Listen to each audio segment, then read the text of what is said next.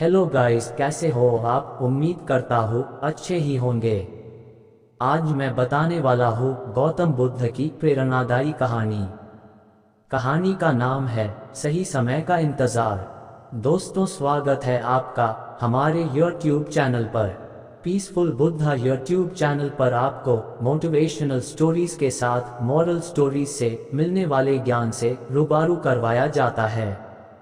यहाँ हम आपके लिए ऐसी मोटिवेशनल स्टोरीज लेकर आते हैं जिसे सुनने से आपके जीवन में न सिर्फ एक सकारात्मक बदलाव आता है, बल्कि आप अपनी जिंदगी में वो सब कुछ हासिल कर पाते हो जिनकी आपने कल्पना की थी। यहाँ हम आपके लिए मॉरल स्टोरीज भी लेकर आते हैं। हर कहानी में एक सीख जरूर छुपी होती है जिनसे आपको बहुत कुछ सीखने को मिलता है, जो आपकी जिंदगी में बहुत काम आती है।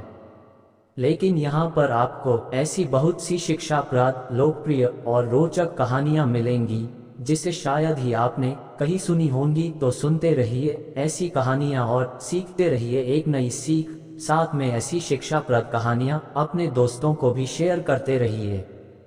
तो चलिए शुरू करते हैं हमारी आज की कहानी, सही समय का इंतजार। एक बार की बात है, गौतम बुद्ध अपने शिष्यों के साथ एक गांव से दूर किसी बड़े नगर की तरफ जा रहे थे।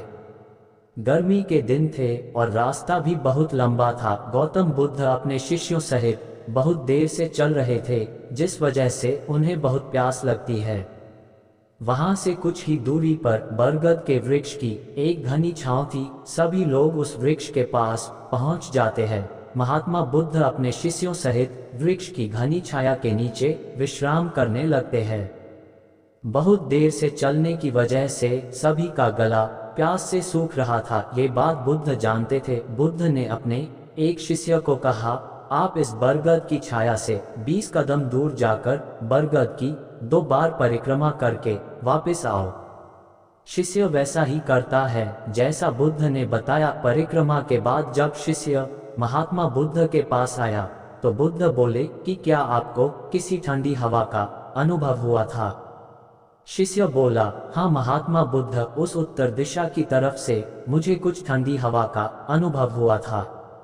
शिष्य की यह बात सुनकर महात्मा बुद्ध शिष्य से तुरंत बोले कि उसी दिशा में चले जाओ, जरूर वहां से कुछ ही दूर पर एक तालाब अवश्य मिलेगा।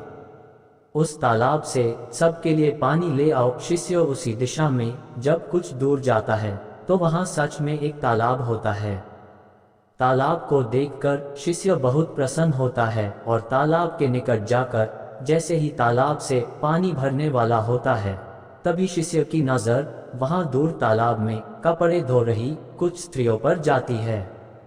ये देखकर शिष्य मन में सोचते हैं कि यह पानी तो गंदा हो गया है। लेकिन जब शिष्य ध्यान से तालाब के पानी को देखते हैं कि अभी भी तालाब का कुछ पानी साफ है, इतने में 2 बैलगाड़ी जोर से तालाब के किनारे से होती हुई निकल जाती है।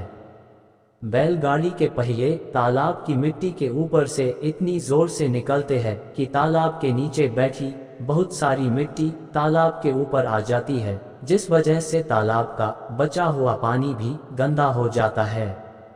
ये देख शिष्य बिना पानी लिए क्रोध में महात्मा बुद्ध के पास वापस चला जाता है। शिष्य बड़े ही निराशा भाव से महात्मा बुद्ध को सब बात बताता है। शिष्य की बातें सुनकर सभी शिष्य बोलते हैं कि हमें तुरंत यहाँ से निकलना चाहिए, किसी दूसरी जगह पानी की खोज करनी चाहिए, वरना प्यास के मारे जान निकाल जाएगी। इधर महात्मा बुद्ध सभी को शांत होने के लिए कहते हैं और बोलते हैं कि धीरज रखो, कुछ देर यही बैठो, उचित समय आने तक संयम बनाए रखो। सभी महात्मा बुद्ध की बात सुनकर शांत हो जाते हैं और वही बैठ जाते हैं। कुछ समय बीत जाने के बाद महात्मा बुद्ध फिर से अपने शिष्य को उसी तालाब से पानी लाने के लिए कहते हैं। शिष्य बिना कोई सवाल किए उसी तालाब से पानी लेने के लिए फिर से चला जाता है। तालाब की हालत देखकर शिष्य को यकीन नहीं होता। तालाब का पानी पूरी तरह से साफ होता है। ये देखकर शिष्य बहुत खुश होता है और पानी भरकर महात्मा बुद्ध के पास जाता है। सभी पानी पीकर अपनी प्यास बुझते हैं। लेकिन अभी भी सबके मन में ये एक सवाल था कि आखिर यह चमत्कार हुआ कैसे। तालाब का सब पानी तो गंदा था। उन्हें लगा कि जरूर ये बुद्ध की शक्ति है। इनमें एक शिष्य ने ये सवाल महात्मा बुद्ध से पूछ ही लिया कि यह चमत्कार आपने कैसे किया। शिष्य को जवाब देते हुए महात्मा बुद्ध बोले कि यह कोई चमत्कार नहीं, यह आपके सब्र का फल है। ये फल है आपके सब्र बनाए रखते हुए उचित समय के इंतजार का।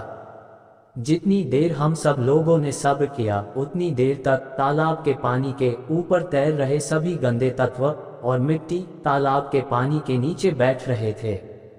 फिर कुछ देर बाद शिष्य जब वहां तालाब के पास पहुंचा, तब तक सब दूषित कण नीचे बैठ चुके थे, जिस वजह से तालाब का पानी पहले की तरह साफ हो चुका था तथा तालाब साफ दिखाई दे रहा था।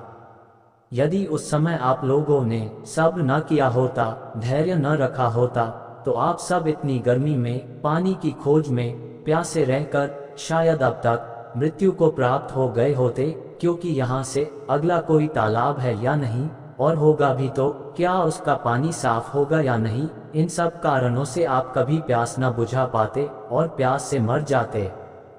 फिर इतना बोलने के बाद महात्मा बुद्ध शिष्यों को एक सीख देते हुए कहते हैं कि जैसी स्थिति हम लोगों के समक्ष आ जाई है, वैसी ही स्थिति और मुश्किल दौर जिंदगी के हर मोड़ पर आएंगे।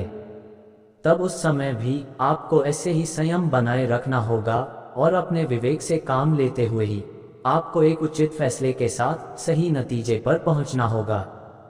हर मुश्किल दौर में सब्र रखते हुए ऐसे ही शांत मन से ही कोई फैसला लेना चाहिए जिसका आपके और दूसरों के लिए अच्छा हो, क्योंकि ऐसी स्थितियों में लोग अक्सर गुस्से में आकर अपना सब्र खो देते हैं और गुस्से तथा जल्दबाजी में गलत काम और फैसला कर बैठते हैं, जिसका बुरा परिणाम उनको भविष्य में देखने को मिलता है, जिसमें खुद का नुकसान अधिक होता है।